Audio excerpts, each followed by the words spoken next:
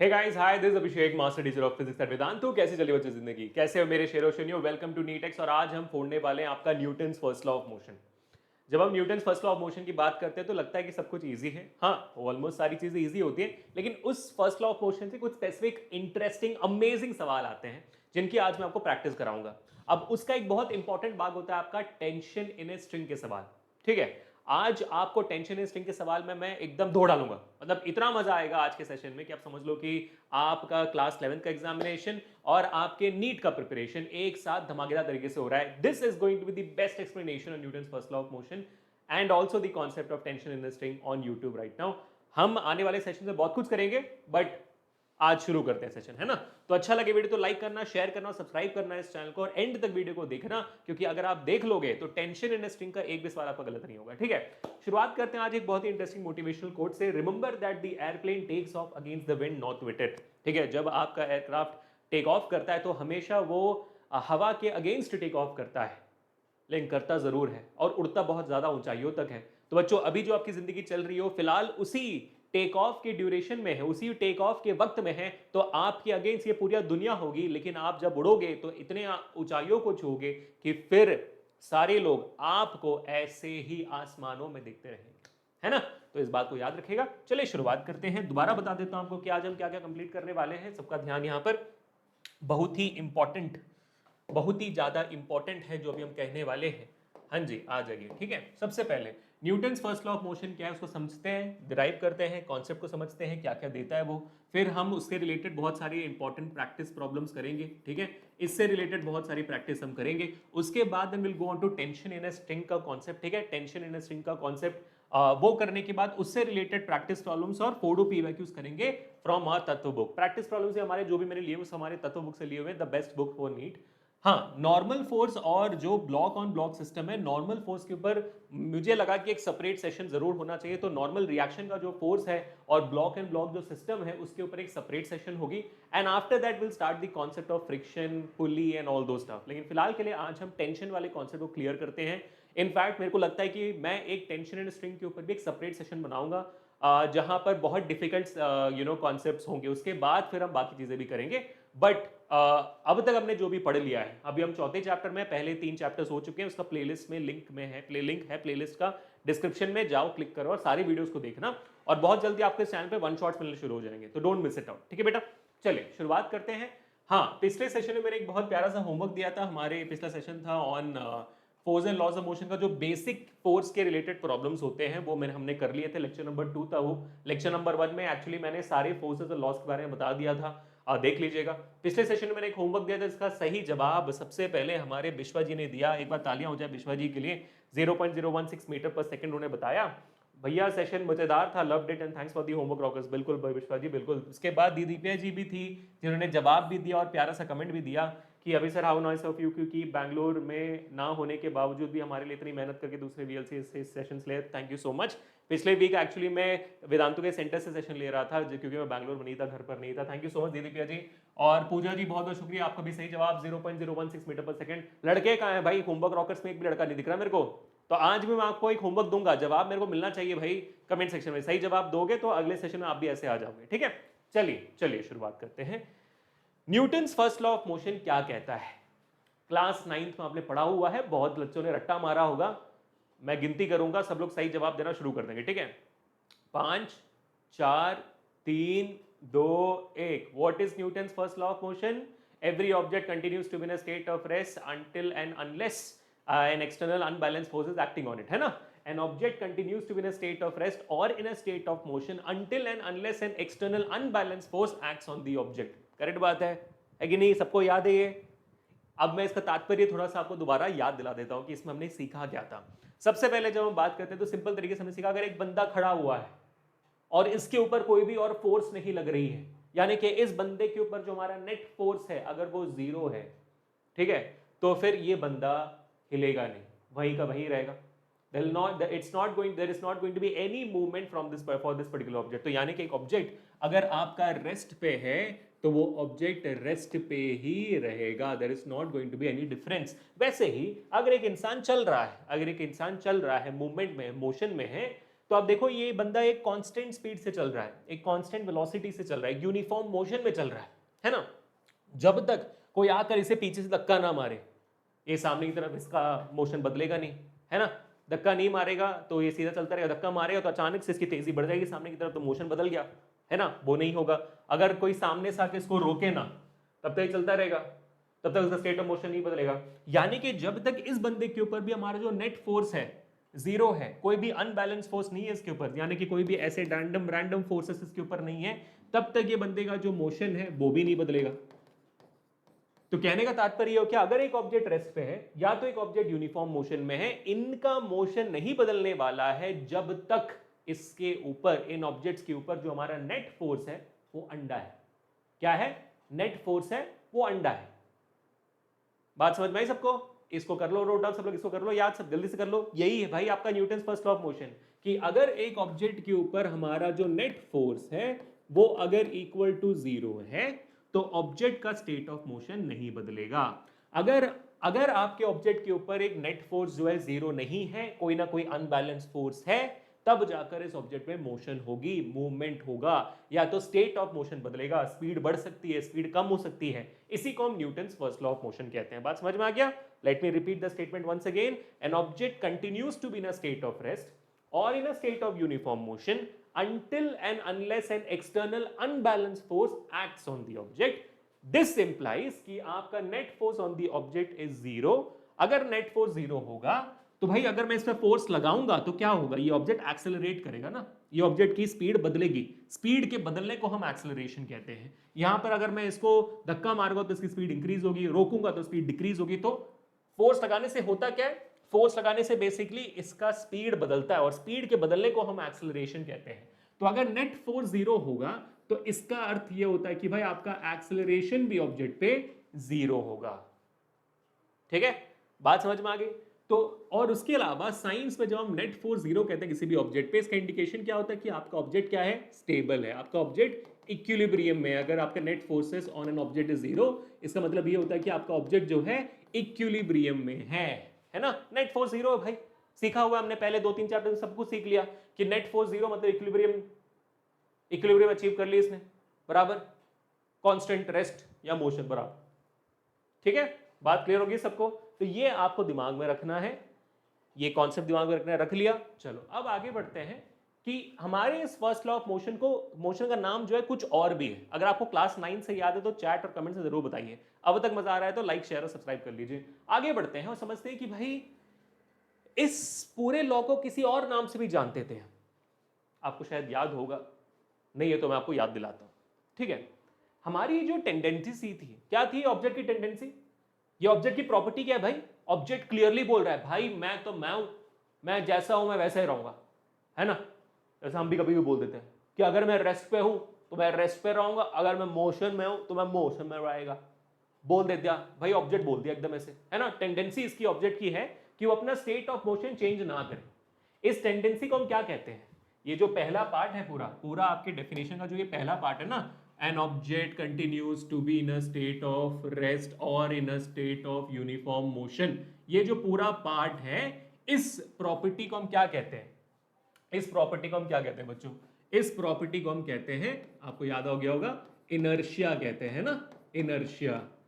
तो इनर्शिया क्या होती है? मतलब इनर्शिया हो जाती है आपकी laziness of an object. Laziness माने काम चोरी, आलस, इसको कहते हैं लेजीनेस। हर एक ऑब्जेक्ट के अंदर होती है कि अगर वो रेस्ट पे है तो रेस्ट पे रहना चाहेगा, मोशन में तो मोशन में रहना चाहेगा। तो इसलिए फर्स्ट लॉ ऑफ मोशन का 1/4 भाग यानी कि 1/4 क्या आधा भाग का जो डेफिनेशन है वो इनर्शिया ही है। और इसी वजह से इनर्शिया का जो कॉन्सेप्ट इसमें लग जाता है, हम हमारे फर्स्ट लॉ ऑफ मोशन को लॉ ऑफ इनर्शिया भी कहते हैं। ठीक है, क्योंकि अगर आपको किसी भी ऑब्जेक्ट का इनर्शिया तोड़ना है, यानी कि इसको मोशन में लाना है या तो उसका स्टेट ऑफ मोशन बदलना है, तो आपको फोर्स लगाना पड़ेगा। That's what first law of motion says. बात समझ में आ गया? फॉर एग्जांपल जैसे यहां पर देख सकते हो आप कि भाई ये पहला सिचुएशन है जहां पर आपका जो है बस जो है, मान लो कि एक बस के अंदर आप बैठे हो या कार के अंदर बैठे हो, व्हीकल के अंदर बैठे हो, आप ना व्हीकल के अंदर बैठे हो, अचानक से आपका जो व्हीकल है वो एक्सेलरेट करता है। जब आपका व्हीकल अचानक से एक्सेलरेट करता है तो क्या होता है बच्चों? ये हमने पहले सीखा हुआ है ना, ये हमने इनफैक्ट हमारे फर्स्ट सेशन में सीखा हुआ है, ठीक है। तो जब ये ऑब्जेक्ट एक्सेलरेट करेगा तो क्या होगा, आपका पैर जुड़ा हुआ था आपके बस से, अचानक से बस ने एक्सेलरेट किया तो पैर आपका बस के साथ चला गया, लेकिन आपका बॉडी रेस्ट पे था और रेस्ट पे रहना चाहता था, तो आपका बॉडी रेस्ट पे था, पैर मतलब आप रेस्ट पे हो और आपका पैर खिसक गया, तो आप क्या हो गया, आप गिर गए पीछे की तरफ। इसी वजह से आप गिरते हो, क्यों, क्योंकि आपके अंदर इनर्शिया होती है, और इस इनर्शिया को हम क्या कहते हैं, क्योंकि आप रेस्ट पे थे, इसे हम कहते हैं inertia of rest. Please note down कर लीजिए, इसको हम क्या कहते हैं, इनर्शिया ऑफ रेस्ट। अगर आप रेस्ट पे हो तो आपके अंदर इनर्शिया ऑफ रेस्ट होगी, है ना। और वैसे ही मान लीजिए कि भाई आप खड़े हुए थे, अचानक से ब्रेक लग गया, तो आप क्या होगा, आप सामने जाकर गिर जाओगे, है ना। अचानक से ब्रेक लग गया तो आप सामने जाकर गिर जाओगे, इसको हम क्या कहते हैं, क्योंकि आपकी बॉडी मोशन में थी, बस चल रही थी और आपकी बॉडी मोशन में थी, अचानक से बस ने ब्रेक मारी तो आपका पैर जो था, जो बस के साथ जुड़ा हुआ था, उसने ब्रेक मार दिया, लेकिन आपका जो बॉडी था वो मोशन में था, मोशन में ही रहना चाहता था, इसलिए आप सामने की तरफ गिर गए, इसको हम क्या कहेंगे, इसे हम कहेंगे इनर्शिया ऑफ मोशन। बात समझे, ठीक है। अब इसके अलावा एक और इनर्शिया होती है, वो कौन सी इनर्शिया है, जहां पर आपका स्पीड नहीं बदलेगा लेकिन डायरेक्शन बदलेगा। जैसे आप बस में जा रहे हो और अचानक से ड्राइवर ने एक टर्न मारा, ठीक है, तो क्या हो गया, स्पीड नहीं बदली, टर्न मारा, तो आप सब लोग उस डायरेक्शन की तरफ चले जाओगे, क्योंकि आपकी बॉडी एक पर्टिकुलर डायरेक्शन में जा रही थी, बस घूम गई लेकिन आपकी बॉडी उसी डायरेक्शन में जाना चाहती है, तो इनर्शिया ऑफ डायरेक्शन कहते हैं इसको। 3 टाइप ऑफ इनर्शिया होगी, inertia of motion, inertia of rest और इनर्शिया ऑफ डायरेक्शन, ठीक है। अब एक सवाल बहुत सिंपल है जो आपके 11th में भी आता है और आपके कॉम्पिटिटिव एग्जामिनेशंस में आती है कि यार आपके जो इनर्शिया किस चीज पे डिपेंड करता है, what does this inertia depend upon, ये आपको नोट डाउन कर देना है। आपका जो इनर्शिया है वो डिपेंड करता है सिर्फ एक चीज पे और वो है मास। कैसे यार, मतलब एक साइकिल को धक्का मारोगे आराम से मूव हो जाएगी, लेकिन वहीं पे एक बाइक को धक्का मारोगे तो थोड़ा डिफिकल्ट होगा, कार को और डिफिकल्ट, बस को तो हो ही गए नहीं, है ना। तो ये जो डिफरेंस है क्यों हो रहा है, क्योंकि इनका मासेस डिफरेंस है। एक साइकिल में ब्रेक मारना है तो आसान है, बाइक में ब्रेक मारना है तो डिफिकल्ट है, कार में ब्रेक मारना है तो और डिफिकल्ट है। जितना आपका बड़ा गाड़ी हो जाता है उसका जो ब्रेकिंग सिस्टम होता है उतना ही फोर्स लगाना पड़ता है उस गाड़ी को रोकने के लिए, क्यों, इनर्शिया बहुत ज्यादा है, मास बहुत ज्यादा है, ठीक है। So inertia, my dear amazing students, is directly proportional to your mass. Please remember this very simple question, ठीक है। चलो अब भाई ये कॉन्सेप्ट खत्म, थियोरी खत्म हो चुकी है, अब हम सिर्फ प्रैक्टिस करेंगे, प्रॉब्लम्स करेंगे, ठीक हो गया। नोट डाउन कर लो, सबने नोट डाउन कर लिया है। चलो अब आगे बढ़ते हैं और फोड़ते हैं हमारे प्रैक्टिस प्रॉब्लम्स, और हर बार की तरह मैं इस बार भी लेवल वाइज प्रॉब्लम्स को लाया हूं, लेवल 1, लेवल 2, लेवल 3 करेंगे, मजा आ जाएगा। आप लोग बस नोट डाउन करते जाओ, सवाल को खुद सॉल्व करने की कोशिश करो। अब जो भी आज के सवाल है वो सब इक्विलिब्रियम स्टेट वाले हैं, जहां पर ऑब्जेक्ट के ऊपर नेट फोर्स 0 है, ठीक है, इसलिए मैंने फर्स्ट लॉ ऑफ मोशन का इस्तेमाल किया हुआ यहां पर, और वहीं पे टेंशन इन ए स्ट्रिंग के ऊपर भी नेट फोर्स 0 वाला कॉन्सेप्ट बहुत आता है, इक्विलिब्रियम वाला कॉन्सेप्ट बहुत आता है, तो कुछ प्रैक्टिस कर लेते हैं फिर टेंशन के ऊपर चलते हैं, ठीक है। चलो आ जाओ भाई। When a car moves on a road with uniform speed of 30 km/h, देखिए प्लीज माइंड करिए, यहां पर आपको बोला हुआ है कि ये जो कार है वो यूनिफॉर्म स्पीड में है, यानी कि ये यूनिफॉर्म मोशन में है। यूनिफॉर्म मोशन का मतलब क्या हुआ, इस ऑब्जेक्ट के जो आपका नेट फोर्स है वो इक्वल टू 0 है, ये इक्विलिब्रियम में है फिलहाल, ठीक है, okay. Then the net resultant force on the car is, बस भाई हमने जवाब ऑलरेडी दे दिया, C0, लेवल 1, बहुत सिंपल क्वेश्चन, ठीक है, परफेक्ट। चलो आप सेकंड सवाल करते हैं जल्दी से। The passenger move forward when the train stops due to, है ना, पैसेंजर मूव फॉरवर्ड, अगर पैसेंजर मूव हो रहा है तो उसके अंदर मोशन वाला इनर्शिया ऑफ मोशन होगा, which will be inertia of train, नहीं, ट्रेन का इनर्शिया पैसेंजर पे क्यों आएगा, gravitational pull by the earth नहीं होता है, नन ऑफ दीज भी नहीं होता है, इनर्शिया ऑफ पैसेंजर और specially inertia of motion of the passenger होना चाहिए, विच इज अगेन लेवल 1, ठीक है। चलो अब आगे बढ़ते हैं नेक्स्ट सवाल पे। लेवल 2 का सवाल है, बहुत इंटरेस्टिंग है, इसको देखो कि ये होता है कि नहीं, इक्विलिब्रियम में है कि नहीं है। 3 forces acting on a body are shown in the figure, ठीक है, 3 फोर्सेस यहाँ पर देखो, 4 न्यूटन का पहला फोर्स है, 1 न्यूटन का दूसरा फोर्स है, 2 न्यूटन का तीसरा फोर्स है, 3 forces are acting, ठीक है, okay. To have the resultant force only along the y direction, अगर मुझे रिजल्टेंट फोर्स सिर्फ वाई डायरेक्शन में चाहिए, the magnitude of the minimum additional force needed is, समझ रहे हो बात को कि मैं सवाल क्यों करवा रहा हूं, मैं ये सवाल आपको इसलिए करा रहा हूं क्योंकि आपका टेंशन इन स्ट्रिंग का प्रैक्टिस हो जाए और साथ ही साथ आपको ये समझ में आ जाए कि फोर्स को डिवाइड करना होगा यहां पर, जैसे हम रेजोल्यूशन ऑफ वेक्टर्स करते थे, फोर्स को डिवाइड करते थे वैसे। और एक और चीज मुझे यहां पर इंट्रोड्यूस करनी है जिसका नाम होगा हमारा प्यारा सा FBD, और वो क्या है, वो है आपका फ्री बॉडी डायग्राम। आप में से हर किसी को यहाँ पर एक ऑब्जेक्ट के ऊपर फ्री बॉडी डायग्राम बनाना आना चाहिए। इसी वजह से मैं आज इस फ्री बॉडी डायग्राम का कॉन्सेप्ट यहाँ पर इंट्रोड्यूस करवा रहा हूँ, ताकि आगे आने वाले सेशंस में आप लोगों को चिंता ना हो। फ्री बॉडी डायग्राम आराम से शुरू कर दो। फ्री बॉडी डायग्राम बनाना बहुत जरूरी है। डायग्राम बनाने के लिए बहुत सारे क्वेश्चन आते हैं और डायग्राम बना पाओगे तो फिर आपका हर सवाल आराम से सॉल्व होना शुरू हो जाएगा। ठीक है, तो इट्स अ मस्ट दैट आप फ्री बॉडी डायग्राम बनाओ। अब सवाल क्या है? सवाल आपसे पूछ रहा है to have the resultant force only along the y direction, कि मुझे जो है ना सिर्फ वाई डायरेक्शन में फोर्स चाहिए, मुझे कोई और फोर्स नहीं, सिर्फ वाई डायरेक्शन में चाहिए। तो अगर मुझे सिर्फ वाई डायरेक्शन में फोर्स चाहिए तो मेरे को क्या करना पड़ेगा? मुझे एक्स डायरेक्शन में जो फोर्सेस है उनको इक्वल बनाना पड़ेगा, क्योंकि यहां पर तो अभी फोर्स देखो, तीनों के तीनों फोर्स कैसे हैं? तीनों के तीनों फोर्स आप देखोगे डायगोनल्स हैं, तो इनका दो दो फोर्स का वेक्टर निकलेगा, मतलब दो दो फोर्सेस के रेजोल्यूशन होंगे।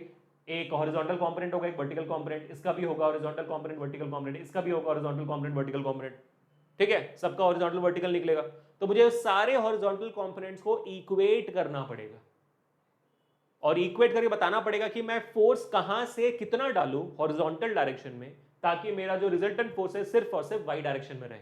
हॉरिजॉन्टल मेरे को नेगेट करना है, मतलब अगर मेरे को दिखता है कि भाई रिजल्ट आपका जो फोर्स है इस तरफ में 10 न्यूटन का आ रहा है हॉरिजॉन्टल, और इस तरफ में मान लो 15 न्यूटन का आ रहा है, तो मैं क्या करूंगा? यहां पर तो अनबैलेंस फोर्स आपके इस डायरेक्शन में 5 न्यूटन का है ना, 15 न्यूटन यहाँ 10 न्यूटन का है यहाँ पे, तो 5 न्यूटन का रिजल्टेंट फोर्स है, तो इसमें हॉरिजॉन्टल डायरेक्शन में फोर्स लग रहा है, नेट फोर्स है। मुझे सिर्फ वर्टिकल पे चाहिए, तो मैं क्या करूंगा? मैं यहाँ पर इस डायरेक्शन में एक और 5 न्यूटन का फोर्स बोलूंगा कि डाल दो, ताकि इन दोनों साइड में फोर्सेस इक्वल हो जाए और net force in the x direction 0 हो जाए। There is only net force in the y direction. तो सवाल में ये निकालना है कि ये 5 न्यूटन के बदले इस वाले सिस्टम में, इस वाले कॉन्सेप्ट में कितना आना चाहिए, वो बताओ। ठीक है, बात समझ में आ गया आपको? चलो बहुत बढ़िया। अब इसको हम सॉल्व करते हैं। ठीक है, तो सॉल्व करने के लिए हम क्या करेंगे? जल्दी से इसका एक फ्री बॉडी डायग्राम प्यारा सा बनाएंगे और फिर दे धनाधन सॉल्व ब्रो। चलो आते, सबका ध्यान यहाँ पर। ठीक है, तो आपका ये ऑब्जेक्ट है, मान लीजिए यहाँ पर आपका ऑब्जेक्ट है जो अभी वहां पर है। तन तन तन तन, ध्यान सबका यहाँ पे। ठीक है, ओके, बना दिया, व्हाइट बड़ा सा डॉट बना दिया। क्या बात है सर, अभिषेक सर कितना टैलेंटेड हो। ठीक है, अब ये 4 न्यूटन का फोर्स है। चलो भाई, पहला फोर्स बनाते हैं हम, जो 4 न्यूटन का है, ऐसा फोर्स है इस ऑब्जेक्ट के ऊपर। इसके ऊपर अभी हम फ्री बॉडी डायग्राम बना रहे हैं, 4 न्यूटन है। ठीक है, अब ये जो 4 न्यूटन का फोर्स है, इसको अभी मैं इसके हमारे हॉरिजॉन्टल और वर्टिकल कंपोनेंट निकालना पड़ेगा। लेकिन 30 डिग्री जो दिया हुआ है, और आपको देखो यहाँ पे वाई एक्सिस एक्स एक्सिस दी हुई है ना, उनको भी निकाल दो ऐसे। ये हो गई आपकी वाई, ये वाई एक्सिस, और यहाँ पर एक्स एक्सिस बना लेते हैं ऐसे प्यार से। ठीक है, एक्स एक्सिस है, और यहाँ पर आपको इस 4 न्यूटन का जो एंगल है वो वाई एक्सिस के साथ दिया हुआ है, जिसके साथ थीटा होती है वो कंपोनेंट कॉस थीटा हो जाता है ना। याद है आपको? मेरे साथ पढ़ा हुआ है सबने ये सारी चीजें। ठीक है, जिसके साथ थीटा होती है वो कॉस हो जाता है। तो ये क्या हो जाएगा? ये आपका जो कंपोनेंट यहाँ पर हम निकालेंगे, इसका ये जो हम कंपोनेंट यहाँ पर निकालेंगे, सब इस वेक्टर का जो कंपोनेंट निकलेगा वो बन जाएगा 4 cos 30, है ना। क्या बन जाएगा? ये बन जाएगा 4 cos 30, और उसका जो ये कंपोनेंट बनेगा, इसके उल्टा कंपोनेंट बनेगा, ये बन जाएगा आपका 4 sin 30। ठीक है, मुझे जो है ये 4 cos 30 से कोई फर्क नहीं पड़ता। I do not give a damn about this 4 cos 30, क्योंकि मेरे को वाई डायरेक्शन में कोई फोर्सेस हो या ना हो, फर्क ही नहीं पड़ता मुझे सिर्फ हॉरिजॉन्टल डायरेक्शन के फोर्सेस को इक्वेट करवाना है। तो वर्टिकल में जो हो होने दो। ठीक है, तो क्योंकि अभी हमने ये 4 न्यूटन का फोर्स बना दिया, हम क्या करेंगे? इस 4 न्यूटन के फोर्स को इरेज कर देंगे। ठीक है, हमने बना दिया ना, अभी इसकी क्या जरूरत है? हो गई, हमने इसको रिजॉल्व कर लिया।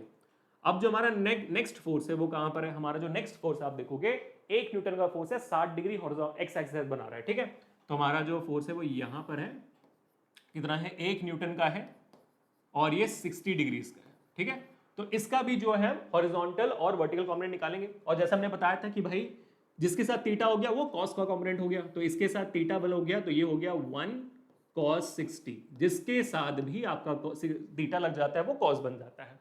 दोबारा आपको ये चीजें याद दिला रहा हूं क्योंकि इंपॉर्टेंट है। और वैसे इसका एक वर्टिकल कंपोनेंट ही बनेगा, वर्टिकल कंपोनेंट, और ये क्या हो जाएगा? ये हो जाएगा आपका 1 sin 60। और हमें इस 1 sin 60 से भी कोई फर्क नहीं पड़ता है, हमें सिर्फ इस 1 cos 60 से फर्क पड़ता है, क्योंकि हॉरिजॉन्टल एक्स डायरेक्शन में। ठीक है, तो अभी क्योंकि हमने इसको रिजॉल्व कर लिया है, इसको ही मिटा देते हैं। चलो भाई, बाबू भैया मिट गया। चलो नेक्स्ट क्या बच गया ब्रो? नेक्स्ट बच गया आपका 2 न्यूटन। 2 न्यूटन कहाँ पे? 2 न्यूटन आपके इस डायरेक्शन में ऐसे। ठीक है, ये 2 न्यूटन का है भाई, 2 न्यूटन का फोर्स। इसका एंगल कहाँ से बना हुआ है? इसका एंगल भी हॉरिजॉन्टल से बना हुआ है, 60 डिग्री बोल रहे हैं। इसका भी जो एंगल है 60 डिग्री ऐसे बोल रहे हैं, तो इसको भी हम हॉरिजॉन्टल और इसके साथ एंगल बना हुआ है, तो ये आपका बन जाएगा प्यारा सा कितना है 2 cos 60, जिसके साथ थीटा उसके साथ आपका cos, और यहाँ पर फिर आपका ये जो एंगल, ये जो इसका वर्टिकल कंपोनेंट है ये नीचे की तरफ होगा क्योंकि आपका जो फोर्स है वो नीचे की तरफ है, और ये क्या हो जाएगा, ये हो जाएगा 2 sin 60। क्या हमें इस 2 sin 60 से कोई फर्क पड़ता है? बिल्कुल नहीं, कोई फर्क नहीं पड़ता हमें सिर्फ और सिर्फ इस 2 cos 60 से फर्क पड़ता है।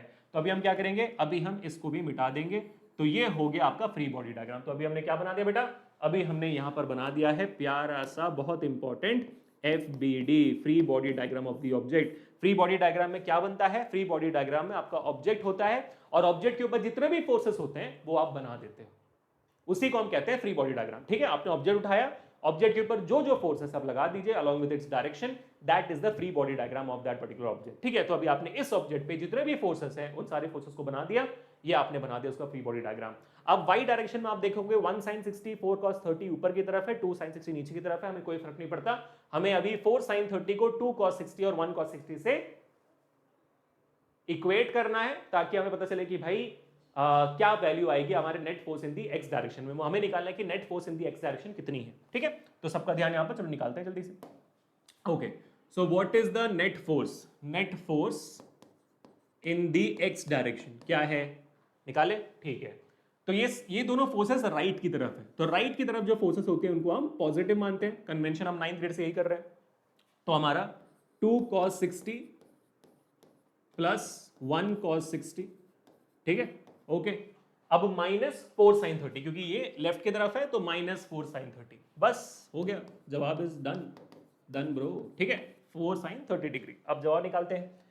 So the answer for this question will be 2 cos 60। 2 cos 60 कितना होता है 1/2, ओके, प्लस 1 cos 60 कितना होता है 1/2, ओके, -4 sin 30 कितनी होती है 1/2, परफेक्ट। अब सॉल्व कर दीजिए जल्दी से, ये 2 और 2 कट गया, 1 बचा, प्लस यहाँ पे 1/2 बचा, 1 × 1/2 इज 1/2, तो 0.5 बचा, -2 और ये 2 हो गया, तो बचा कितना 2। ठीक है, परफेक्ट। अब जवाब कितना आएगा, 1 + 0.5 इज 1.5, 1.5 - 2 इज -0.5। ठीक है, बराबर, आपका जवाब आ चुका है। Net force in the x direction is -0.5 Newton, यानी कि नेगेटिव डायरेक्शन में इनका नेट फोर्स लग रहा है, नेगेटिव डायरेक्शन में -0.5 न्यूटन का फोर्स लग रहा है इन द एक्स डायरेक्शन। तो मेरे को अगर एक्स डायरेक्शन में रिजल्टेंट 0 करना है, नेट फोर्स 0 करना है, तो मैं क्या करूंगा, मैं राइट हैंड साइड डायरेक्शन में नेट फोर्स डालूंगा 0.5 न्यूटन का, ताकि मेरा ये दोनों इक्वेट हो जाए, एक्स डायरेक्शन में नेट फोर्स 0 हो जाए और सिर्फ मेरा वाई डायरेक्शन में फोर्स रहे। So the answer for this question should be 0.5 Newton. बोलो बल्ले बल्ले, समझ में आया बच्चों, समझ में आया। हमने इस सवाल में इतना वक्त क्यों बिताया, नंबर 1 फ्री बॉडी डायग्राम बनाने के लिए, वेक्टर्स को रिजॉल्व करने के लिए, फोर्सेस को रिजॉल्व करने के लिए, और मैंने आपको कॉन्सेप्ट बता दिया कि इसमें नेगेट कैसे होता है, इक्विलिब्रियम में कैसे लाते हैं, ला दिया। अब एक्स डायरेक्शन में इक्विलिब्रियम हो गया, नेट फोर्स 0 हो गई, अब सिर्फ वाई डायरेक्शन में है, करेक्ट है, ठीक है। चल लाइक कर देना वीडियो अगर मजा आ गया अभी तक तो। अब आगे बढ़ते हैं हमारे बहुत ही प्यारे सवाल, ये तो भाई कातिलाना, एकदम कातिलाना सवाल है। ठीक है, देखो बढ़िया सा, लेवल 2 है ये, और 2006 में आपके क्या कहते हैं PYQ का सवाल भी है। क्या है ये, a person used force F, ठीक है, shown in the figure to move a load with a constant velocity on a given force. ठीक है, तो ये सवाल हमने क्यों उठाया है, क्योंकि ये कांस्टेंट वेलोसिटी वाला है, कांस्टेंट वेलोसिटी मतलब equilibrium, net force is equal to 0। तो एक बंदा जो है फोर्स लगा रहा है और उसका ग्राफ ऐसे बन रहा है डिस्टेंस के साथ, force versus distance time graph यहाँ पे दिया हुआ है। तो फोर्स बंदे ने ऐसा लगाया और फिर उसका ग्राफ बन गया। अब हमें ये बताना है कि भाई identify the correct surface profile, कि किस सरफेस में ये बंदा फोर्स लगा रहा था, किस सरफेस में ये जो फोर्स है वो ऐसे रिएक्ट कर रहा था, क्योंकि हमारा जो ग्राफ है वो फोर्स वर्सेस डिस्टेंस में बना हुआ है। ठीक है, तो हम देख पा रहे हैं कि भाई फोर्स पहले इंक्रीज, फोर्स पहले कांस्टेंट थी, force was constant, constant force से आगे जा रहा है, अचानक से फोर्स 0 हो गई और फिर दूसरे डायरेक्शन में सेम फोर्स बढ़ने लगी। यानी कि फोर्स एक टाइम तक कांस्टेंट था, अचानक से 0 होकर नेगेटिव हो गई।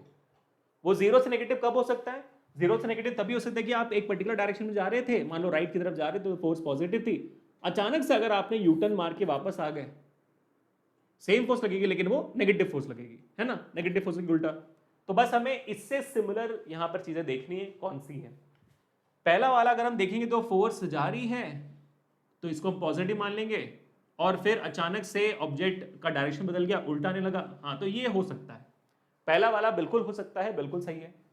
दूसरा देख लेते हैं, दूसरे वाले में फोर्स देखिए पॉजिटिव है, जा रही है, लेकिन उसके बाद आपका जो फोर्स है वो डायगोनल जा रहा है, ये पूरा यूटर्न नहीं मार रहा। डायगोनल जा रहा है, पूरा यूटर्न नहीं मार रहा है। पूरा यूटर्न नहीं मारेगा तो फिर आपको इसको रिजॉल्व करना पड़ जाएगा ना, क्योंकि कुछ फोर्स पॉजिटिव डायरेक्शन में होगा, कुछ फोर्स नेगेटिव डायरेक्शन में होगा, है कि नहीं। कुछ फोर्स अगर मैं इसको रिजॉल्व करूंगा तो इस डायरेक्शन में आएगा, क्योंकि फोर्स इस डायरेक्शन में है, तो इसको मैं रिजॉल्व करूंगा तो ये पार्ट आपका पॉजिटिव डायरेक्शन में और ये पार्ट आपका नेगेटिव डायरेक्शन में। तो आपका नेगेटिव डायरेक्शन में जो फोर्स है, नेगेटिव डायरेक्शन में जो फोर्स है वो इस फोर्स का थोड़ा सा कंपोनेंट हो गया ना, पूरा बाकी कंपोनेंट तो पॉजिटिव डायरेक्शन में, लेकिन यहाँ पर पूरा का पूरा फोर्स नेगेटिव डायरेक्शन में जा रहा है, तो दिस बिकम्स रॉन्ग। सही है। और सेम चीज यहां पर होगी, देखिए फोर्स पहले आप इस डायरेक्शन में डाल रहे हो, उसके बाद फोर्स आपने इस डायरेक्शन में लगाया, तो अगर मैं इस फोर्स के लिए इसको रिजॉल्व करूंगा तो आप देखोगे इसका एक वर्टिकल कंपोनेंट यहां पर होगा, इसका एक हॉरिजॉन्टल कंपोनेंट यहां पर होगा। अगेन आपका फोर्सेस बढ़ गए, लेकिन यहां पर फोर्स कांस्टेंट होना चाहिए, तो सी भी नहीं है। डी अगर आप देखेंगे, ये तो बहुत ज्यादा इंटरेस्टिंग है यार, कि भाई फोर्स ऊपर जाते जाते जाते, क्योंकि ये कर्व्ड है, क्योंकि ये कर्व्ड है, इसके हर पॉइंट पे फोर्स टैंजेंशियल होगा ना, समझ रहे हो। एक कर्व में किसी भी चीज का डायरेक्शन कैसे निकालते हैं, टैंजेंट बनाकर। अब यानी कि हर पॉइंट पे फोर्स जो है वर्टिकल और हॉरिजॉन्टल कंपोनेंट में बढ़ रहा है, हर पॉइंट पे वर्टिकल और हॉरिजॉन्टल कंपोनेंट में बढ़ रहा है, तो ये भी पॉसिबल नहीं है भाई। बटेगा तो फिर आपका फोर्स कांस्टेंट नहीं रहा ना, तो your correct answer becomes option number A, ये सबसे सूटेबल जवाब। ठीक है, सबसे सूटेबल जवाब ये हो गया। I hope you guys got it, बहुत प्यारा सवाल था। एक और लेवल 2 इंटरेस्टिंग सवाल करते हैं, ये अगर आप कर लोगे ना तो मैं मान लूंगा कि आपको Newton's first law of motion का सवाल मतलब कॉन्सेप्ट जो समझ में आ गया। इसके बाद फिर हम टेंशन एंड स्ट्रिंग करेंगे। ठीक है, देखो ध्यान से, लेवल 2 का है। Figure shows the displacement of a particle along the x axis. ठीक है, देखो x with respect to time, displacement with respect to time, DT graph है ये आपका, पढ़ लिया ना डीटी ग्राफ, बहुत बहुत बहुत बार मोशन स्ट्रेट लाइन से पढ़ते आगे डीटी ग्राफ दिया हुआ आपको। The force acting on the particle is zero in the region. कौन से रीजन में फोर्स एक्टिंग इज जीरो, बता दो, समझ गया मैं कि आप फोड़ दोगे। फोर्स एक्टिंग इज जीरो, सोच लिया, चलो मैं बताता हूं। ठीक है, देखो डिस्टेंस वर्सेस टाइम ग्राफ का जो स्लोप है वो आपको क्या देता है बेटा, डिस्टेंस वर्सेस टाइम ग्राफ का स्लोप आपको देता है वेलोसिटी। सही है, वेलोसिटी। और डिस्टेंस वर्सेस टाइम ग्राफ में यूनिफॉर्म वेलोसिटी कैसे दिखती है, स्ट्रेट लाइन, ऐसे लीनियर लाइन आपको दिखती है यूनिफॉर्म वेलोसिटी। यूनिफॉर्म वेलोसिटी का मतलब क्या होगा, यूनिफॉर्म वेलोसिटी का मतलब क्या होता है, यानी कि नेट फोर्स जीरो होती है ना। Uniform velocity, constant velocity, net force is equal to zero. तो बस वो ग्राफ आइडेंटिफाई करो, तो आप देख लो कि भाई ए से बी लीनियर ग्राफ है, तो ए से B is the correct answer, uniform velocity है यहाँ पर। बी से सी में नॉन यूनिफॉर्म मोशन हो रहा है, नॉन यूनिफॉर्म मोशन मतलब नेट फोर्स जीरो है नहीं। और आप देखोगे सी से डी भी यूनिफॉर्म वेलोसिटी है, सी से डी भी यूनिफॉर्म वेलोसिटी है, लेकिन प्रॉब्लम ये है कि सी डी ऑप्शन में नहीं दिया हुआ है, तो आप मतलब है तो, लेकिन ऑप्शन में नहीं है, तो हम क्या करें। तो this is also uniform velocity, net force is equal to zero. D से ये आप देखोगे अगर नॉन यूनिफॉर्म मोशन है, वेलोसिटी इंक्रीज हो रही है, कर्व बन रहा है आपका, है ना। बराबर समझ में आ गया, कितना प्यारा सवाल कर लिया था आपने, बहुत अच्छी बात है। ठीक है, चलो अब आ चुके हैं हमारे टेंशन एंड स्ट्रिंग के कॉन्सेप्ट में। बहुत ही प्यारा सवाल, बहुत ही इंपॉर्टेंट सवाल, जो आपके नीट के एग्जामिनेशन में, जेई के एग्जामिनेशन में, जो आपके क्लास 11 के एग्जामिनेशन में आना है, तो प्लीज ध्यान से देखिए, इसका भी एफबीडी बनाएंगे, मजा आ जाएगा। ठीक है, तो यहां पर देखिए हमारा क्या रखा गया हुआ है, प्यारा सा हमारा यहां पर एक मास है जो एक स्ट्रिंग के थ्रू अटका हुआ है। ठीक है, तो हमें टेंशन इन ए स्ट्रिंग वाला जो कॉन्सेप्ट है, जो टेंशन वाला कॉन्सेप्ट है, टेंशन को हम डिनोट करते हैं देखो टी से। ये टेंशन कहां कहां अप्लाई कर सकते हैं, पहले पहले बता, दिमाग में अप्लाई करें टेंशन। हाँ सर बहुत टेंशन है, इसका कोई फॉर्मूला है सर, कैसे निकालते हैं टेंशन सर, बताइए ना। बहुत है sir, tension is equal to coaching multiplied by school to the power parents pressure to the power self pressure. ओहो नहीं, ठीक है, देखो ध्यान से, टेंशन है, स्ट्रिंग है, बराबर। अब इस स्ट्रिंग में टेंशन नाम का क्या फोर्स होता है ऐसा अचानक से, और कहां कहां ये अप्लाई कर सकते हैं, देखते हैं। तो ये मास है, ऑब्जेक्ट लटका हुआ है, अगर ऑब्जेक्ट लटका ना होता तो फिर टेंशन नहीं है। क्यों नहीं है, क्योंकि हमारे पूरे सिलेबस में हम अज्यूम करेंगे मासलेस स्ट्रिंग। क्या अज्यूम करेंगे, मासलेस स्ट्रिंग, की इस स्ट्रिंग का अपने में कोई मास नहीं है। तो स्ट्रिंग का अगर अपने में कोई मास है नहीं, तो फिर आपका स्ट्रिंग लटका हुआ है प्यार से, तो मास हम अज्यूम नहीं कर रहे हैं, तो ग्रेविटी भी एक्ट नहीं कर रही है, तो उसका mg वगैरह वेट वगैरह का एक्ट करने की जरूरत नहीं है, चिल है एकदम। तो इसमें कोई फोर्स फिलहाल नहीं होगी, अगर उसके ऊपर कोई ऑब्जेक्ट लटका हुआ नहीं है, कोई मास लटका हुआ नहीं है। लेकिन अभी यहाँ पर एक मास लटका हुआ है, तो मास जब लटका हुआ है तो इस मास के ऊपर अगर मैं एफबीडी बनाता हूँ, फ्री बॉडी डायग्राम बनाता हूँ, तो क्या बनेगा? मास के ऊपर उसका वेट फोर्स नीचे की तरफ एक्ट करेगा। तो वेट कितना होती है भाई? mg होती है वेट आपकी, है ना? mg वेट आपकी नीचे की तरफ एक्ट करेगी, ठीक है। तो जब ये mg वेट नीचे की तरफ इस ऑब्जेक्ट को खींचेगी तो आपका स्ट्रिंग जो है खींचेगा ना, आपका स्ट्रिंग खींचेगा। इस खींचने वाले फोर्स को हम कहते हैं टेंशन फोर्स। इस जो खींचा ये आपका स्ट्रिंग, ये टेंशन फोर्स है। यानी कि इसका मतलब ये है कि भाई कोई भी चीज खींचेगी, इफ एनीथिंग खींचोपाइस, ठीक है, कोई भी चीज इज पुल्ड, कोई भी चीज अगर पुल होती है तो उसमें टेंशन आ जाता है, कोई भी चीज में टेंशन आ जाता है। तो टेंशन किस किस में आ सकता है? स्ट्रिंग में आ सकती है टेंशन, ठीक है, स्प्रिंग में आ सकती है टेंशन, बढ़िया, रस्सी में आ सकती है टेंशन, रोप में आ सकती है टेंशन, कोई भी चीज, कपड़े में, क्लॉथ में आ सकती है टेंशन। तो आपका सवाल में जो है कोई भी चीज हो सकता है, आपके 11th में, आपके नीट में, जे में, कोई भी सवाल, कोई भी चीज हो सकता है, क्लॉथ, स्प्रिंग, स्ट्रिंग, कुछ भी, रस्सी वगैरह कुछ भी हो सकती है, ठीक है, उसमें टेंशन है, बराबर, ओके। और टेंशन किस डायरेक्शन में एक्ट करेगा भाई? आप खींच ऐसे रहे हो तो फिर आपका टेंशन खींच क्यों रहा है? आपका जो रस्सी है वो खींच क्यों रहा है? खींचते वक्त ही, आप खींचने को ही कैसे, देखो, डिनोट कैसे कर रहे हो? अब मैं बोल रहा हूं कि भाई ऐसे खींचेगा, मतलब मास नीचे जाएगा तो रस्सी ऐसे खींचेगी, है ना? अगर वो सेम डायरेक्शन में अगर रस्सी भी आपके मास के साथ जाएगी तो इसको खींचना थोड़ी कहते हैं, इसको खींचना नहीं कहते ना, इट इज नॉट पुल्ड। पुल कब होगा? अगर पुल ऐसे होता है, यानी कि मास नीचे की तरफ खींच रही है और कोई चीज इसे ऊपर की तरफ खींच रही है, तो वो जो खींच रही है ना ऊपर की तरफ, उसको हम कहते हैं टेंशन। नोट डाउन करो बच्चों। So tension is going to be against, tension जो है आपका अगेंस्ट द ऑब्जेक्ट होगा, far away from the object, against the direction of the object होगा, तो इसको याद रखना। और वैसे ही जब यहां से खींचेगी तो यहां से भी खींचेगी, तो ऊपर से भी आप देखोगे तो टेंशन टी ऊपर से भी खींचेगा, ठीक है। So something for you to note down is very very important. Tension is always far away from the object. Far away बोलना सही गलत गलत है भाई, away from the object. Far away मत बोलो, away from the object बोलो। क्या बोलूं?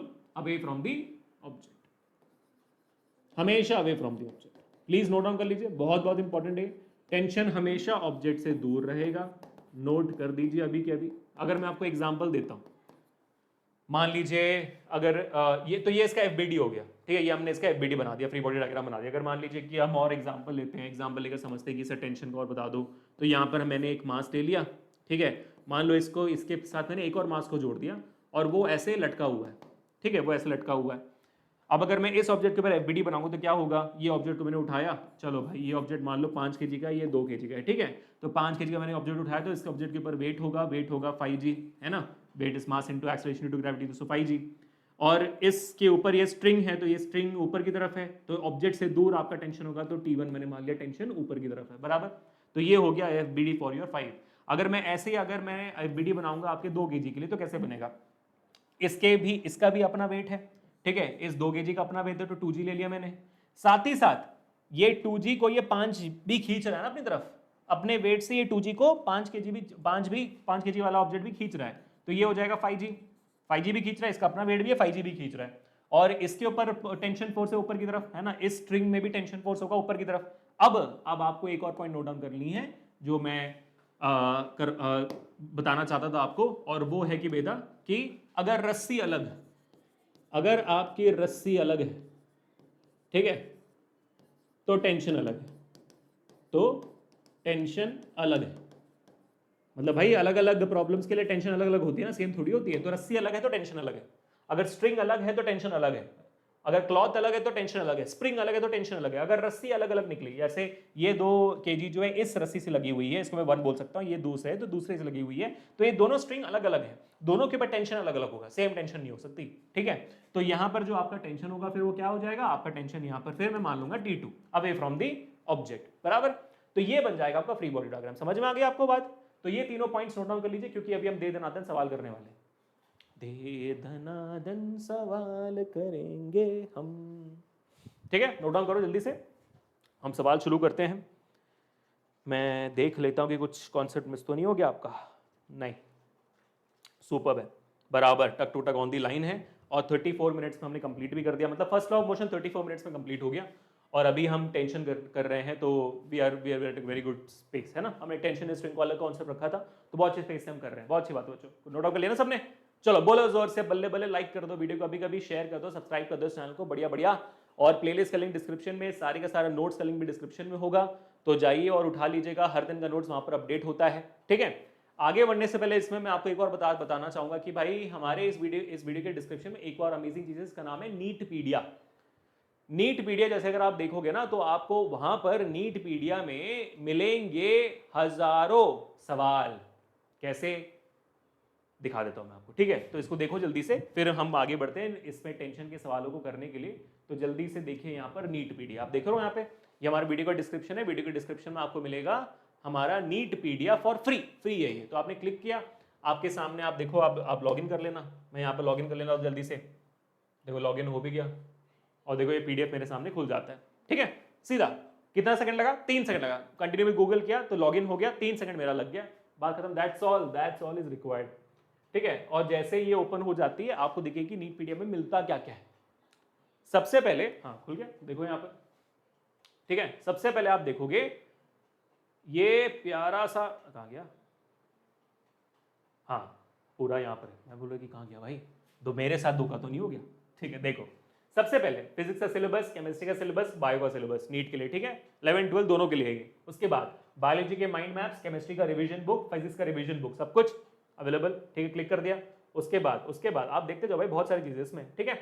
ये हो गया। फिर देखो free 500 NEET questions every student attempts wrong, free 500 most important PYQs, all India rank and college predictor, NEET UG 2024 free answer key, 2024 का फ्री आंसर की, देख लिया। और देखो दिखाता हूं मैं, देखो क्वेश्चन पेपर 2024 का, 2023 का, 2022, 21, 20, 2019 का, 2024 का वीडियो एनालिसिस, फ्री आंसर की, सब कुछ, detail list of medical colleges India, सब कुछ है यहाँ पर आपके बेनिफिट के लिए। और ये सब के सब फ्री में बेटा, आप पीडीएफ क्लिक करोगे, आप ले जा सकते हो। The best free resource which I can provide you is this. Please go forward, click on it and take it away. ठीक है बेटा, परफेक्ट, ओके। चलो अब वापस जाते हैं हमारे सवालों को सॉल्व करने के लिए। सवाल करने हैं, वो ज्यादा मजेदार है ना, आ जाओ। सीधा लेवल 3 से शुरू करता हूँ, सीधा लेवल 3 से शुरू करूंगा। प्रैक्टिस प्रॉब्लम, लेवल 1 2 कर दिया, तब 3 करते हैं। लेकिन इतना लल्लू है ना ये, फोड़ दोगे, एकदम फोड़ दोगे। फ्री बॉडी डायग्राम बना दो, फोड़ दोगे, ठीक है। देखो क्या है, in the following figure the object of mass m is held at rest by a horizontal force as shown. Object rest पे है, तो net force is equal to 0, equilibrium, इसलिए सवाल उठाया। टेंशन स्ट्रिंग के सारे सवाल आज नेट फोर्स इक्वल टू 0 वाले होंगे, ठीक है।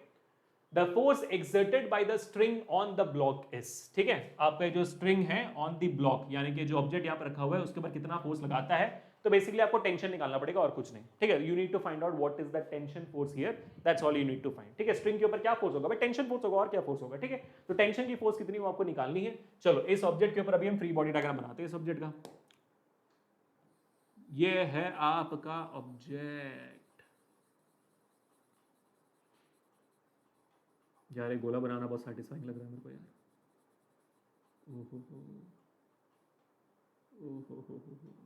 जब वो पूरा भर जाता है ना, एक एक पार्ट, कितना सही लगता है। ओह माय गॉड, मजा आ गया। आपको मजा आ रहा है कि मेरे को सिर्फ आ रहा है, ठीक है। आप बोल रहे हो कि भाई इस ऑब्जेक्ट के ऊपर इस डायरेक्शन में एक फोर्स है, ठीक है, इस डायरेक्शन में एक फोर्स है, और इस ऑब्जेक्ट के ऊपर हमारा जो टेंशन है वो स्ट्रिंग के डायरेक्शन में अवे फ्रॉम द ऑब्जेक्ट होगा। Tension is always away from the object, so tension इस डायरेक्शन में, ठीक है। तो टी इस डायरेक्शन में हो गया। अब कितनी एंगल है हमें तो पता नहीं, कोई आइडिया नहीं है हमें, ठीक है। तो हम क्या करेंगे, टेंशन क्योंकि इस डायरेक्शन में, इसको हमें रिजॉल्व करना पड़ेगा, इसके दो कंपोनेंट्स निकालने पड़ेंगे। तो मान लीजिए ये हो गया आपका टेंशन का वर्टिकल कंपोनेंट, ठीक है, ये हो गया आपका टेंशन का वर्टिकल कंपोनेंट। और वर्टिकल कंपोनेंट इन जनरल आप जानते हो क्या होता है, टी साइन थीटा, ठीक है, टी साइन थीटा। मान लीजिए कि हॉरिजॉन्टल के साथ ये टेंशन वाला जो कंपोनेंट है वो कितना भाई, थीटा एंगल बनाता है, तो ये हो गया टी साइन थीटा। तो ये हॉरिजॉन्टल वाला कितना हो जाएगा, ठीक है, ये हॉरिजॉन्टल वाला कितना हो जाएगा, अच्छे से बना लेता हूं मैं थोड़ा सा, आजा मुन्ना, हाँ जी। तो ये हॉरिजॉन्टल वाला कितना हो जाएगा, ये हॉरिजॉन्टल वाला हो जाएगा आपका प्यार से टी कॉस थीटा, है ना, टी कॉस थीटा। मान लीजिए थीटा एंगल बनाता है वो, तो अभी हमने इसको रिजॉल्व कर दिया, तो हम इस टी को मिटा सकते हैं, कुछ बचा नहीं अभी करने के लिए, है ना। That's it, super, okay. तो अभी हमने रिजॉल्व कर दिया, T sine theta, T cos theta, F बन गया, बराबर। अब ये जो ऑब्जेक्ट है, अब दिया हुआ है कि ऑब्जेक्ट का मास भी है m, है ना, ऑब्जेक्ट के ऊपर ऑब्जेक्ट का मास भी यहाँ पर है m, तो लिख देते हैं यहाँ पर ऑब्जेक्ट का मास भी नीचे की तरफ, मतलब मास नहीं वेट भी नीचे की तरफ एक्ट करेगा, तो mg आपका नीचे की तरफ आपका इस ऑब्जेक्ट के ऊपर फोर्स हो गया, वेट हो गया। तो आप देखो सारे फोर्सेस हमने कर लिए हैं, तो ये आपका ऑब्जेक्ट का एफबीडी बन चुका है, फ्री बॉडी डायग्राम बन चुका है। अभी यहां पर हमें निकालना है कि टी की वैल्यू क्या है। ठीक है, और ये ऑब्जेक्ट रेस्ट पे है। रेस्ट पे मतलब क्या है भाई, इस ये ऑब्जेक्ट रेस्ट पे है, तो रेस्ट का मतलब होता है कि आपका जो नेट फोर्स है on the object is equal to 0 both in the y direction and in the x direction. अगर इस ऑब्जेक्ट के ऊपर कोई भी क्या कहते हैं अनबैलेंस फोर्स होता तो उस डायरेक्शन में मूव करता, लेकिन वो अभी ऑब्जेक्ट रेस्ट पे, एक्सेलरेशन 0 है, तो net force is equal to 0 in both the direction x and y. ठीक है, तो इसका मतलब ये हुआ कि भाई force in the upward direction is equal to the force in the downward direction, force on the right side is equal to the force on to the left side. इसका मतलब यही होता है ना। ठीक है, तो यानी कि I can write down that T cos theta is equal to f in the x direction and your t sin theta is equal to mg in the y direction। तो यहां पर हमें cos theta क्या आ जाएगा भाई, cos theta हमारी value बन जाएगी cos theta is equal to f upon t, ठीक है, and sin theta will be equal to mg upon t। सही, mg अपॉन टी बराबर, हाँ टी निकाले कैसे। इसको अगर मैं मान लूं इक्वेशन नंबर 1, इसको अगर मैं मान लूं इक्वेशन नंबर 2, जो अभी हम करने वाले हैं और रेवोल्यूशनरी होने वाला है। ये यहां पर आकर अटक जाओगे, करना कैसे, टी निकाले कैसे। आप क्या करना, आप इक्वेशन नंबर 1 को 2 से ऐड कर देना। ऐसे सवाल कोई नहीं करवाता यूट्यूब पर, तो ध्यान से देखो, यहां पर आके अटक जाओगे, लेवल 3 है इसलिए मैं कह रहा हूं। आप इक्वेशन नंबर 1 को 2 से ऐड कर दो, स्क्वायर करके ऐड कर दो। आफ्टर स्क्वायरिंग तो क्या होगा, इसको स्क्वायर करूंगा तो cos square theta left hand side पे, और ऐड करना है साइन स्क्वायर थीटा से। ठीक है, cos को स्क्वायर किया तो cos स्क्वायर थीटा, साइन को स्क्वायर किया तो साइन स्क्वायर थीटा, दोनों को ऐड कर दिया cos square theta plus sine square theta, which is equal to what, इसको भी स्क्वायर कर देंगे। ठीक है, तो ये हो जाएगा आपका F square T square, F square upon T square plus M square G square upon T square बराबर, परफेक्ट है। अब देखो और मजेदार चीज, तो cos square theta plus sine square theta क्या होता है, 1 होता है। यस 1 हो गया, इज इक्वल टू, दोनों डिनोमिनेटर सेम है तो ये बन जाएगा T square F square plus M square G square. अब इस टी स्क्वायर को हम यहाँ पे ला सकते हैं, ठीक है, और ये स्क्वायर जो है इसको रूट कर देंगे, वो बाद में कर लेते हैं। T square is equal to F square plus M square G square. अगर मैं स्क्वायर यहाँ पर दे तो क्या हो जाएगा, T is equal to root of F square plus M square G square. ये हो गया आपका जवाब बाबू मुशाए, हो गया बाबू राव जी। वो देखो ऑप्शन डी दिख रहा है, ऑप्शन नंबर डी दिख गया आपको, root of F square plus M square G square is the tension of the spring. बोलो बल्ले बल्ले, मजा आया, कैसा लगा, सही सवाल ना, लेवल 3 वर्थ है ना, ऐसे थोड़ी, क्योंकि आप अटक जाओगे यहाँ पर। इसके बाद क्या करना है समझ नहीं, मतलब यहाँ पर भी शायद आप पहुंचोगे नहीं, आप बोलोगे यार टी आ गया तो T is equal to F upon cos theta, T is equal to F upon sine theta, क्या करूं मैं, M G upon sine theta क्या करूं, उसके आगे समझ नहीं आ रहा है ना। फिर आप दोनों को इक्वेट करने की कोशिश कुछ ना कुछ तो करोगे, this becomes the easiest way to go about. Perfect बच्चों, चलिए आगे बढ़ते हैं और फोड़ते हमारे नेक्स्ट सवाल की तरफ आ जाइए। अरे अरे अरे अरे अरे अरे भाई, लेवल 3 एक और बड़ा मजेदार सवाल है यार, लेवल 3 ये वाला बहुत मजेदार है। देखो, A body of mass 60 kg, 60 kg का मास is suspended by means of 3 strings, P, Q और R को कंबाइन करके ये आपका जो मास है वो अटका हुआ है, ठीक है। And R as shown in the figure is in equilibrium, equilibrium की बात हो रही है दोबारा, so net force is equal to 0 यहाँ पर, तो horizontal forces vertical forces are equal, then the tension in the string P is, P में जो टेंशन है आपको बताना है, P स्ट्रिंग में जो टेंशन है सिर्फ वो बताना है आपको, कुछ और नहीं, ठीक है। चलिए बनाते हैं फिर एफबीडी ऑब्जेक्ट के ऊपर, और मेरे ख्याल से इस पॉइंट पे भी जो एफबीडी, इस पॉइंट पे भी जो आपका ये जो पॉइंट है, इस पॉइंट पे भी जो आपका फोर्सेस है उनको भी इक्वेट करना पड़ेगा। चलो देख लेते हैं, ठीक है। आपका पहले मास बना लेते हैं, मास का एफबीडी बना देते हैं, ठीक है। चलो ऑब्जेक्ट ले लेते हैं, ये आपका ऑब्जेक्ट ऐसे स्क्वायर है, यार सच बता रहा हूँ मैं, बहुत सेटिस्फाइंग है यार ये guys, this is crazy, new satisfying video unlocked. ओए होए होए होए, मुझे पता नहीं आप लोग फील कर पा रहे हो कि नहीं, लेकिन जो कलर भरने में जो सेटिस्फेक्शन मिलती है ना मेरे को, ओए होए बढ़िया मज़ा आ गया। स्क्वायर बन गया, ठीक है। इसका एफबीडी बनाएंगे तो बहुत सिंपल है, पता ही होगा आपको, इसके ऊपर 60 kg का मास नीचे की तरफ है, तो फिर ये हो जाएगा 60 g, ठीक है, 60 मास नीचे और g acceleration due to gravity, तो वेट हो गया, और उसके ऊपर क्यू स्ट्रिंग का जो टेंशन है वो लग जाएगा। क्यू स्ट्रिंग के ऊपर tension away from the object होगा। देखो मेरे को यहाँ पर ये लेवल 3 स्पेशली इसलिए क्योंकि यहाँ पर एरो मार्क दिए गए हैं ऑलरेडी, तो एरो मार्क देख के आपको लगेगा कि हाँ सर तो टेंशन का डायरेक्शन दिया हुआ है, नहीं, ये एरो मार्क कंफ्यूज मत हो ना, टेंशन का डायरेक्शन नहीं हो, उससे कोई फर्क नहीं पड़ता आपको, इट डजंट मैटर उसमें डायरेक्शन दिया है कि नहीं, टेंशन का direction away from the object ही होगा।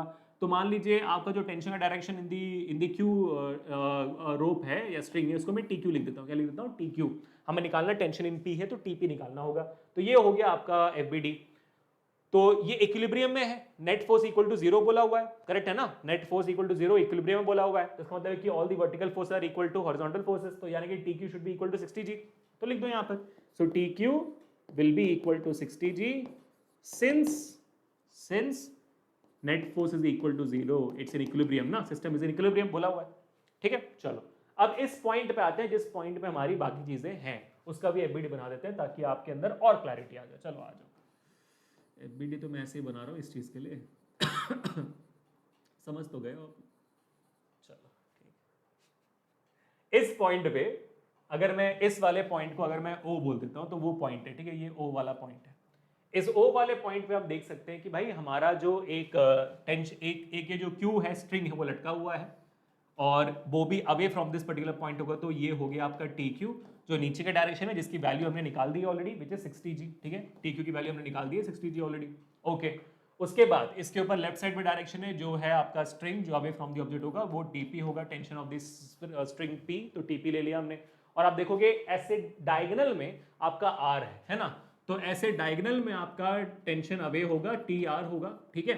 अब बोला जा रहा है, देखिए ये वाला जो एंगल है, ये वाला जो एंगल है वो 30 डिग्री का है, ये वाला जो एंगल है वो 30 डिग्री का है, तो इसका ऑल्टरनेट इंटीरियर एंगल अगर मैं यहां पर बना दूं, ऑल्टरनेट इंटीरियर एंगल यानी कि एक्स इस पार्ट के साथ अगर मैं 30 डिग्री बना दूं तो बात सही है ना, ये एंगल ऊपर का एंगल 30 डिग्री दिया हुआ है, तो अगर मैं यहां पर एक हॉरिजॉन्टल एक्सिस बनाकर ये एंगल बनाऊं 30 डिग्री तो सही होगा, ऑल्टरनेट इंटीरियर एंगल, परफेक्ट है, ठीक है। तो इसका मतलब ये है कि मैं ऊपर वाले पार्ट को मिटा सकता हूं, ठीक है, मैं इसको मिटा देता हूं यहां पर, परफेक्ट, ठीक है। हाँ, अब आपको क्या करना है, अब आपको इसके कंपोनेंट्स में डिवाइड कर देना है, 30 डिग्री जिसके साथ बनी हुई है, थीटा जिसके साथ बनती है वो कॉस बन जाता है, तो ये हो जाएगा टी आर कॉस 30 और ये वाला हो जाएगा vertical component T R sine 30, T R sine 30, ठीक है। चलो अब क्योंकि हमने इसको रिजॉल्व कर दिया, हम टी आर को मिटा देते हैं यहाँ से, टी आर को 30 डिग्री को सबको मिटा देते हैं बराबर, तो ये बन चुकी है आपकी F B D for that particular point, for that particular point हमने एफ बी डी बना दिया। चमक गया आपको सबको, कोई कंफ्यूजन तो नहीं है, क्लियर है ना, एफ बी डी बन गई, ओके। हमें क्या निकालनी है, टीपी निकालनी है। टीपी क्या है, TP is basically equal to equilibrium में, तो left hand side forces will be equal to the right hand side forces, so T R cos 60 cos 30, T R cos 30, हमारे पास टी आर नहीं है, T R निकाल दोगे तो इसमें value आ जाएगी, तो इसको हम इक्वेशन नंबर 1 बोल देते हैं, इसको हम इक्वेशन नंबर 1 बोल देते हैं। T R sine 30 is equal to T Q, है ना, T R sine 30 is equal to T Q, है कि नहीं, vertical force is equal to each other, ठीक है। तो यहाँ पर टी आर कितना हो जाएगा, T R will be equal to T Q which is 60 G divided by sine 30, and how much is sine 30, sine 30 is 1/2, so T R will be equal to 60 G divide by 1/2 एंड 2 ऊपर जाएगा तो multiply हो जाएगा, तो answer हो जाएगा 120 जी, ठीक है।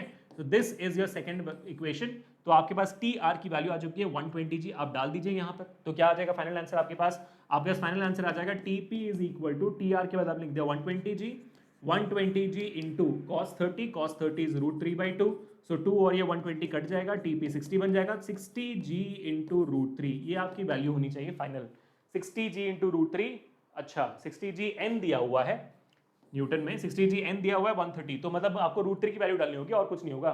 So what is √3 guys, √3 is 1.732, है ना, √3 की वैल्यू होती है इक्वल टू 1.732, ये होती है √3 की वैल्यू, तो आपको 60 से मल्टीप्लाई कर देना है, सो 1.732 इंटू 60 अगर आप कर लोगे तो 3 2 6 2 12, 1 6 3 18, 18 1 19, 6 7 48, नहीं हाँ 7 6 42, 42 और 1 तो 43, 3 4 कैरी, 6 1 6 प्लस 4 10, तो ये हो गया, एक जीरो यहाँ पर लगा दो 60 का, 3 डेसिबल, 1 2 3 डेसिबल, 103.9, देख रहे हो आप, ऑप्शन डी आपके साथ है, so TP will be equal to 103.9 9 2 G, ये होना चाहिए आपका final answer which is your option D. ठीक है, गलत नहीं आया था, मैं भी सोच रहा था कि ये गलत जवाब कैसे आ गया, बट ठीक है, ऑप्शन डी सही। लेवल 3 कर दिया, बढ़िया, मजा आएगा इस। तो ये लेवल 3 क्यों था? क्योंकि आपको दो दो एफबीडी बनानी थी, आपको एक एक करके वैल्यूज निकालते हुए जाने थे, आपको एक एक करके यहाँ पे वैल्यू निकाला, फिर यहाँ पर वैल्यू निकाला, वैल्यूज निकालते हुए जाने थे। हाँ देखो यार, मैं आपको एक और बताना चाहूंगा, जब आप टेंशन इन स्ट्रिंग जैसे नए नए कॉन्सेप्ट करोगे ना, तो हो सकता है कि पहली बार में ऐसे सवाल हो ना। It's very normal guys, very normal. अब अगर अपने 9th के टाइम को 10th के टाइम को इमेजिन करोगे, ऐसे बहुत सारे कॉन्सेप्ट्स तो आपने जो पहली बार पढ़ा था, mirror numericals, lens numericals, electricity के सवाल, ये सब ने पहली बार किया था, डिफिकल्टी हुई थी ना, क्योंकि पहली बार पढ़ रहे थे। तो पहली बार पढ़ते वक्त डिफिकल्टी होती है, लेकिन आप हार मत मानो, प्रैक्टिस करते रहो, जितना हो सकता है प्रैक्टिस करते रहो, एक दिन ऐसे ऊंचाइयों को छूओगे, मजा आ जाए, है ना। चलो ठीक है, बढ़िया। अब आगे बढ़ते हैं, नेक्स्ट पॉइंट पे जाते हैं, लेवल 1 कर देते हैं। अच्छा, ये हमारा हो गया भाई, पीवाईक्यूज ले रहा हूं मैं, और जैसे ही पीवाईक्यूज आती है लेवल 1 आ जाता है। मैंने मतलब मैंने आपको प्रैक्टिस हार्ड सवाल की करा दी है, और पीवाईक्यूज लेवल 1 एकदम सिंपल सिंपल। ठीक है, तो ये करने से मैं बताना चाहता हूं, हमारे फोड़ो पीवाईक्यूज और अभी तक हमने जो प्रैक्टिस किए हुए हैं, सवाल आपको अच्छा लगा, ब्यूटीफुल लगा होगा, वो सारे के सारे हमारे तत्व बुक से ही थे, वो सारे के सारे हमारे तत्व बुक से थे। और मैं चाहता हूं कि आप तत्व बुक से एक नजर डेफिनेटली मार ही डालो यार। और मैं हर बुक का, मतलब मेरे पास यहाँ पे शेल्फ में हर एक बुक रखा हुआ है नीट के लिए, जेई के लिए, and I can tell you this is one of the best books out there, not even one, the best book out there for NEET and JEE preparation. तो बेटा आप देखोगे यहाँ पर बेस्ट बुक्स फॉर नीट तत्व का link दिया हुआ है, सबसे पहला लिंक वही है। ठीक है, तो आप क्या करोगे, आप उस लिंक पे क्लिक कर दोगे, आपके सामने हमारे तत्व बुक का पूरा वेबसाइट आ जाएगा। अब देखोगे इसमें नीट का 11th के लिए, 12th के लिए, और इनफैक्ट ड्रॉपर का पूरा सेट है ये 25 किताबों का, जिसमें 11th की किताब होंगी 13, और फिर 12th और ड्रॉपर के लिए होंगे 12 किताब। 25 बुक्स है, जिसमें फिजिक्स, केमिस्ट्री, बॉटनी और जूलॉजी के डिफरेंट डिफरेंट वॉल्यूम्स हैं। इन सबको मिलाकर सिर्फ 3777 का आपका फीस है, सिर्फ 3777। और हाँ, 25 किताबें इतनी की एकदम मोटी मोटी ऐसा नहीं है, मतलब तीनों किताब मिलाकर इतनी इतनी मोटी होगी। ठीक है, 25 किताब मिलाकर इतनी इतनी मोटी होंगी, क्योंकि भाई है मतलब बहुत, क्योंकि भाई इसमें देखो 20,000 से ज्यादा प्रॉब्लम्स है ना विद सॉल्यूशंस, पिछले 20 से 30 साल के पेपर्स हैं, तो होगा थोड़ा सा, लेकिन बेस्ट है। क्यों बेस्ट है मैं दिखाता हूं आपको। ठीक है, अब ये 3777 देख के डर मत जाना, और ये आउट ऑफ स्टॉक होने से पहले ले जाना। 3777 इसलिए है क्योंकि मेरा कूपन कोड लगाने, कूपन कोड लगे तो 3399 में आ जाएगा। फिर भी आपके पास और ऑप्शन है कि आपको सिर्फ 11th का लेना तो 11th का भी, सिर्फ 12th का लेना तो 12th का भी ले सकते हो। कैसे? देखो जैसे वेबसाइट खुल जाते हैं, यहाँ पर नीट का जेईई का ऑप्शन होगा, उसमें वेदांत तत्व पे क्लिक करो, आपके सामने देखो सारे वेरिएशंस आ जाएंगे, ये 11 12 दोनों का है, ये 12th का है, वो 11th का है, और सब में अभिषेक सर कूपन कोड अप्लाइड होगा। AK प्रो मेरा कूपन कोड है, AK प्रो लगा देना, लग जाएगा। ठीक है, तो आप वहां से भी ले सकते हो, और इसके प्राइस तो ऑफकोर्स कम होंगे। ये 3777 का है, तो ये 1899 का कूपन कोड लग जाएगा, तो मान लो 1499 1599 का हो जाएगा, ये भी 1499 1599 का हो जाएगा, तो ले लेना। ठीक है, बढ़िया, आपकी मर्जी है, लेकिन बट मैं सर्च करूंगा सीधा ये ले लो। तो जैसे आपने इसको चूज कर लिया, आपके सामने ये किताब आ गई। अब देखो मजेदार और इंटरेस्टिंग सी चीज। ठीक है, मैं आपको बताता हूं आपके प्यारे से कि इस किताब के अंदर मिलने क्या क्या वाला है। इसी में ना, इसी वेबसाइट में आपको एक बहुत ही प्यारी वीडियो मिलेगी, इस वीडियो को देखो और भाई मजे करो। सबसे पहले जब किताब खुलोगी आपको देख के लगेगा कि भाई चलो इंडेक्स आ गया, और इतनी प्यारी और इतनी कलरफुल किताब है ना ये, कि इंटरेस्ट बना रहेगा पढ़ाई करने में। जैसे ये खुल जाती है आप देखना, ठीक है, ये आ गया आपके सामने, देखो भाई इतनी कलरफुल किताब है, और देखो सारी चीजें पॉइंट बाय पॉइंट में एक्सप्लेन्ड है। हाँ, इस टेक्स्ट बुक में चीजें एक्सप्लेन्ड भी है, सिर्फ क्वेश्चन का किताब नहीं है, explained with proper colourful diagrams. NCERT देखकर मर जाते हैं हम, यहां पर हमारी आंखों को संभावना मिलेगी थोड़ी सी, है ना। तो भाई ये हो गया। अब देखो कि पढ़ने के बाद मान लो कि समझ नहीं आया आपको, ठीक है, पढ़ने के बाद आपको हो सकता है कि भाई समझ ना आए, तो आप देखोगे कि भाई हर एक पेज के नीचे आप देखोगे कि भाई QR कोड लगा है, देख रहे हो QR कोड लगा हुआ है। पढ़कर समझ नहीं आया इतने अच्छे अच्छे चीजों से, तो यहां पर QR कोड लगा हुआ है, इस QR कोड को स्कैन कर लेना। जैसे आप इस QR कोड को स्कैन करोगे, आपके सामने इस पेज के ऊपर जो टॉपिक थे ना, उस टॉपिक के वीडियोस आ जाएंगे। फिर किसी भी वीडियो पे क्लिक करिए, देखना शुरू करिए। मजेदार है कि नहीं? मजेदार, बिल्कुल है मजेदार। मजेदार किसी ने नहीं है करे बोल दिया तो मैं तो भाई सर फोड़ दूं तुम्हारा। ठीक है, इतना बेस्ट किताब आपने देख लिया। अब आपको बताता हूं कि चलो ठीक है, पढ़ के आपने समझ लिया। अब पढ़ने के बाद आपको मिलेगा 3 एक्सरसाइजेस जो आपके सारी दुविधा को सॉल्व कर देंगे। Exercise number 1 would be basic objective question, जहां पर आप देखोगे टॉपिक बाय टॉपिक आपको ढेर सारे सवाल होंगे। इनफैक्ट अगर आप हमारे लॉज ऑफ फ्रिक्शन का जो लॉज ऑफ मोशन का जो हमारा तत्व किताब आप देखोगे ना, मैं दिखा देता हूँ आपको, उसमें कितने सवाल है सिर्फ इस बेसिक ऑब्जेक्टिव क्वेश्चंस में। Let me show it to you, और कैसे भी हैं वो भी दिखा देता हूँ लॉज ऑफ मोशन का, क्योंकि मैं तो भाई यही फॉलो करता हूँ, तो मेरे टेबल पे यही रहती है हमेशा। तो ये लॉज ऑफ मोशन का पार्ट है गाइस। लॉज ऑफ मोशन में आप देखोगे बेसिक ऑब्जेक्टिव क्वेश्चन से ही है, ठीक है। बेसिक ऑब्जेक्टिव क्वेश्चंस में एक पन्ना टॉपिक बाय टॉपिक है। पहला टॉपिक कौन सा है यहाँ पर आप देखोगे, न्यूटन्स लॉज ऑफ मोशन का टॉपिक है पहला, ठीक है। आप देख रहे हो, आपने पलटा तो यहाँ पे फिर फोर्स आ गया, फोर्स के बाद फिर आपको फ्रिक्शन आना चाहिए आइडियली, हाँ फ्रिक्शन। और देखो मंकी के सवाल, मंकी रोप वाले सवाल, ये सारे अभी तक बेसिक ऑब्जेक्टिव क्वेश्चन में, अभी तक हम बाकी करे नहीं है, ठीक है। उसके बाद फिर आपका क्या application of Newton's laws of motion, ठीक है। आपने सारे कर लिए। अच्छा कितने सवाल आ गए, अरे सर फ्रिक्शन के क्वेश्चंस। अब आगे जा रहे, रुक जाओ भाई, कितने सवाल मैं दिखा देता हूँ आपको। बेसिक ऑब्जेक्टिव क्वेश्चंस में ही 150 क्वेश्चंस हैं। बेसिक ऑब्जेक्टिव क्वेश्चन में सिर्फ एक चैप्टर का 150 सवाल है। फिर आप जाओगे हमारे एक्सरसाइज नंबर 2 में, जो है आपका प्रीवियस ईयर क्वेश्चन। इसमें आप देखोगे शुरुआत में आप देखोगे DUMET, दिल्ली यूनिवर्सिटी का 2011 का सवाल है। तो इस नीट के तत्व किताब में आपको सिर्फ नीट के या जेई के PYQs नहीं, उनके तो पिछले 20 साल के PYQs है ही, बट बाकी जो कॉम्पिटिटिव एग्जामिनेशन से उनके भी PYQs हैं टॉपिक बाय टॉपिक। देखो आप DU यहाँ पर है, नीचे देखोगे आपको दिखा केरला CE, देख रहा है, केरला का क्वेश्चन है, फिर केरला है। फिर आप देखो AIPMT जो आपका नीट है अभी 2012 का, दिख रहा है, ठीक है। और फिर आप आगे जाओगे नीट 2014, ठीक है। ऐसे आप देखते जाओगे, जिपमर आएगा, UKPMT आएगा, जिपमर आएगा, सारे के सारे सवाल आपको आ जाएंगे। तो प्रीवियस ईयर क्वेश्चन बता देता हूँ, नंबर कितने हैं यहाँ पर। प्रीवियस ईयर क्वेश्चंस के 42 क्वेश्चन आप रहोगे, तो अभी तक तो 200 सवाल हो गया आपके एक चैप्टर से। फिर आती है एक्सरसाइज नंबर 3 जो होता है अचीवर सेक्शन। अचीवर्स सेक्शन, इस अचीवर सेक्शन में ऐसे सवाल है जो देखकर पल्ले नहीं पड़ेंगे।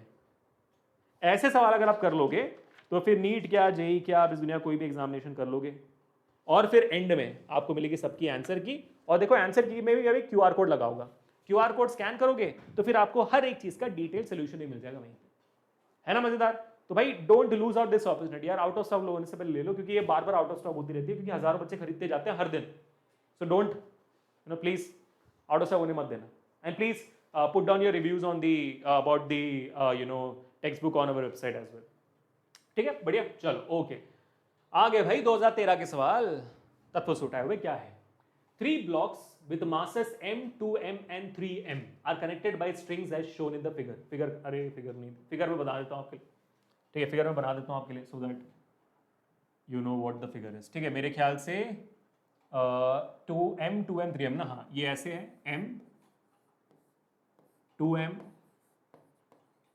3M, फिगर ये है, ठीक है।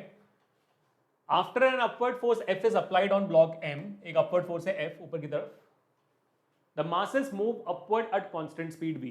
What is the net force on the block of mass 2M? 2M पे net force कितना है?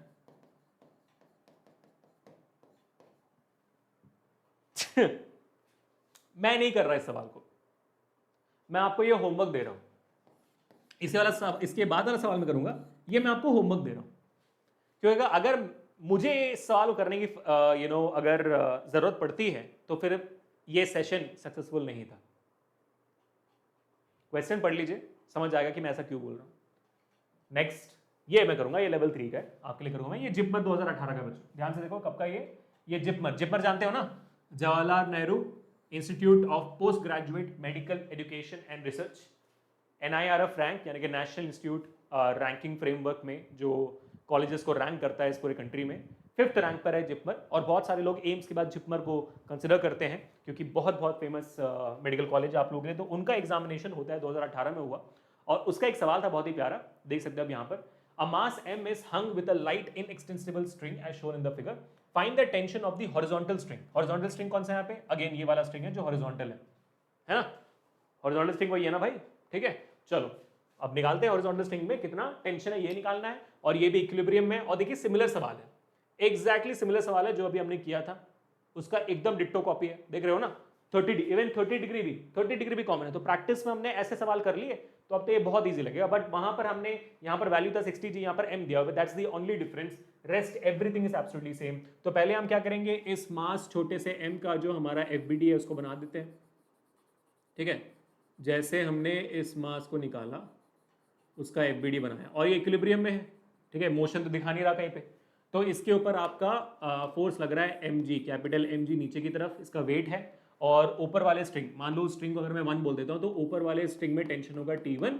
इससे हमें क्लियर हो गया, since the net force is equal to 0 your T1 should be equal to capital mg। ये हमने जैसे पिछला सवाल किया था वैसे ही कर रहे हैं, एग्जैक्टली डिट्टो, ठीक है।